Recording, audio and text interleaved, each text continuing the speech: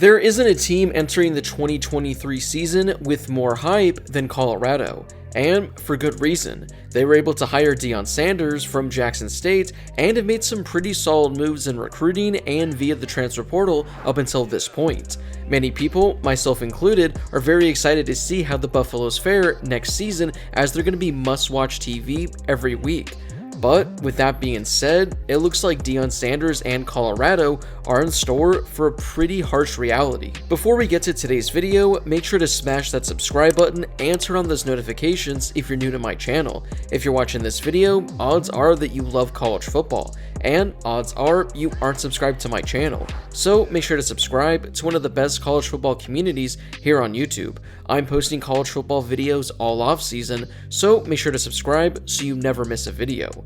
Also, make sure to drop a like on this video as well. It helps out with that YouTube algorithm and helps share the video with more college football fans. Plus, it only takes a second to do. Last week, Colorado dropped their 2023 football schedule, and let me just say, it's looking like one of the more difficult schedules in all of the FBS. I mean, take a look at their opening game. They have to go on the road to TCU, who was just in the college football national championship game. Then they have to host Nebraska, which I know people are going to clown on Nebraska, but this is going to be a much improved team than we've seen in previous years. They have a pretty easy matchup against Colorado State, but their Pac-12 schedule is actually insane, including the first half of the schedule. They have to start Pac-12 play by going on the road to Oregon and hosting USC. Then when looking at their later schedule, they gotta go on the road to UCLA and on the road to Utah to close out their season. I mean, as we saw this past season, no game in the Pac-12 is gonna be that easy. I mean, maybe when they play Stanford, but if Stanford is your easiest game in your conference slate,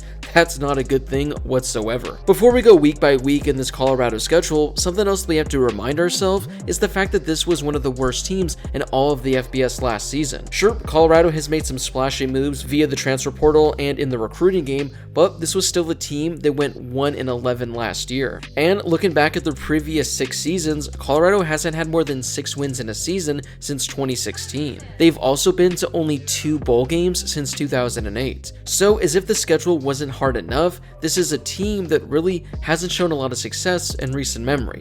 But like I talked about, this is going to be a much better team than we saw last year, but going from a 1-win team to even a bowl team is going to take a lot of work from Deion Sanders and this Colorado staff. So we're going to go week by week, and I'm going to give my prediction for how Colorado does in 2023. Well, like I mentioned, starting your season on the road at the team that was just in the national championship is pretty much the most difficult task you could have asked for any first-year coach. Now, I don't think TCU is going to be as good of a team as they were this past season, but I have to chalk this up as a loss for Colorado. Next week, Nebraska is going to come to Colorado, and this is going to be a pretty damn good game.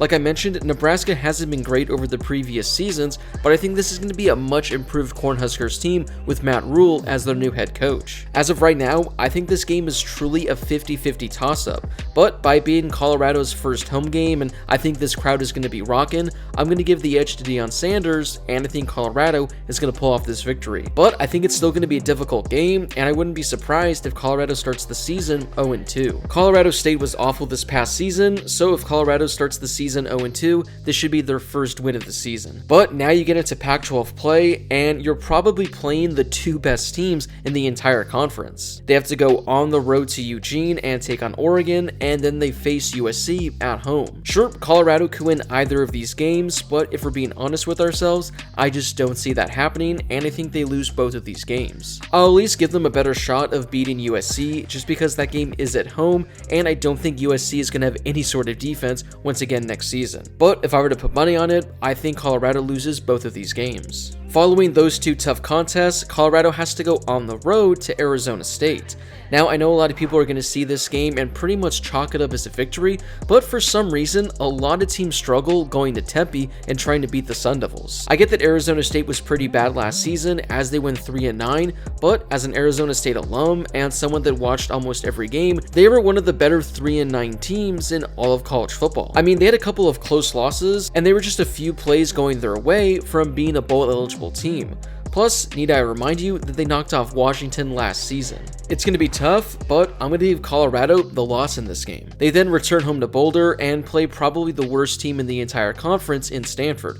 so barring something crazy happening, this game should be a win for Colorado. But then again, I'm looking and this game takes place on a Friday, so this is probably going to be an 8 p.m. Friday night game, which means there's going to be some crazy Pac-12 shit that likely goes down. Following their bye, Colorado has to go on the road to UCLA. Again, anything can happen in this game, but if I were to place money on it now, I think they're going to go to UCLA and probably lose this game. They then have to come home and face a really good Oregon State team that won 10 games this past season. I get that Colorado's going to be home, but as of right now, I think Oregon State is the much better team, so I'm going to pencil this in as a loss as well. The following week, Arizona's going to come to town, and again, this is a team that could have gone bowling last year had a few plays just gone their way. They went 5-7 last season, but they had a couple of close losses to close out the season. This is another game I kind of have as a 50-50 toss-up, so for the sake of this video, we'll give Colorado the win over Arizona. The following week, they have to go on the road to Washington State. Washington State quietly had a pretty solid season this past year as they won 7 games, and honestly could have made it 8 had they won their bowl game. Like I mentioned with Arizona State, for some reason, going into Pullman is pretty difficult for a lot of Pac-12 teams, so this isn't going to be an easy game for Colorado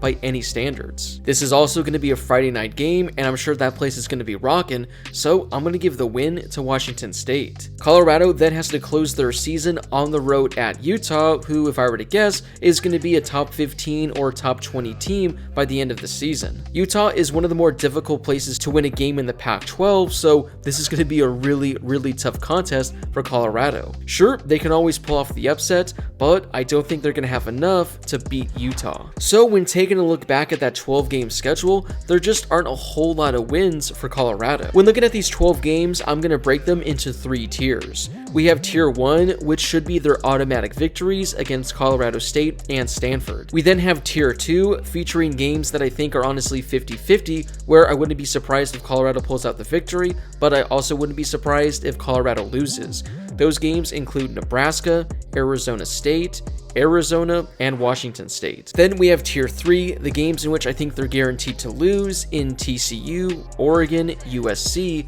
UCLA, and Utah. Now, considering it's college football and anything can happen, I wouldn't be the least bit surprised if Colorado wins 1 or even 2 games that I talked about being in the Tier 3 category. Could Colorado go on the road and beat Oregon? Sure. Could they beat the Trojans who come into Boulder? They certainly can. Is it likely? I'm gonna pump the brakes just for now. Again, this Colorado team is going to be insanely better than they were this past season, but going from a 1-win team just to a 6-win team is insanely difficult regardless of how much talent you're still able to pick up. Honestly, I think the Pac-12 is the best they've been in quite some time, and with maybe the exception of Stanford and maybe with the exception of Cal, I think any team can beat any Pac-12 team on any given weekend. So I guess you could say that hurts Colorado, but it also helps them as well. There are a lot of difficult games on this schedule, and I wouldn't be surprised at all if Colorado finishes the season going 3-9. But this is Deion Sanders we're talking about, and anything can happen, so if Colorado finishes the season 6-6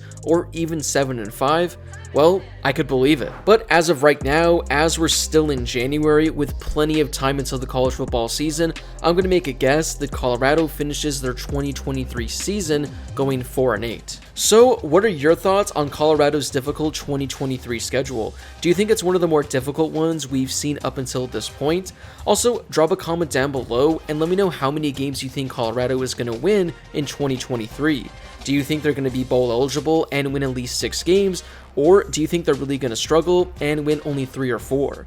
Before you leave, don't forget to smash that subscribe button and turn on those notifications if you're new to my channel. If you love college football, this is definitely the place for you.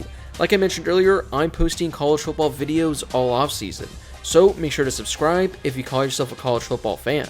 Also, don't forget to drop a like on this video as well. It helps out with that YouTube algorithm and helps share the video with more college football fans. Plus, it only takes a second to do. As always, thank you guys so much for watching, and I'll see you all in my next video.